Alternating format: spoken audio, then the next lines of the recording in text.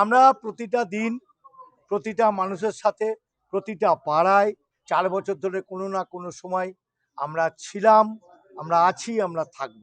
ভারতীয় জনতা পার্টির রাষ্ট্রীয় নেতা, রাজ্য নেতা আমাকে বহরমপুর বিধানসভার পদ্ম প্রতীক দিয়েছেন। আমি সকলের কাছে কৃতজ্ঞ এবং প্রত্যেককে আমার করজোড়ে প্রণাম।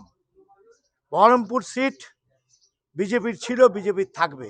আমাদের কর্মকর্তা বা আমাদের কর্মী যারা আছেন তারা বুক চিতিয়ে লড়াই করছেন। আগামী 23 তারিখ আমাদের বহরমপুর বিধানসভা আবার পদ্ম প্রতীক জিতবে। ভারত মাতা কে, ভারত মাতা কে। দেখুন, প্রতিদ্বন্দ্বী বলে কিছু নেই।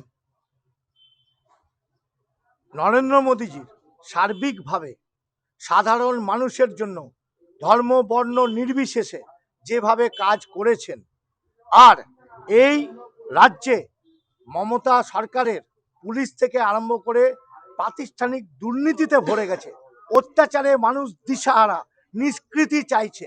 নিষ্কৃতির ফলস্বরূপ পশ্চিমবঙ্গে এবার বিজেপি আসছে, তাই সকল মানুষ বিজেপি মুখী।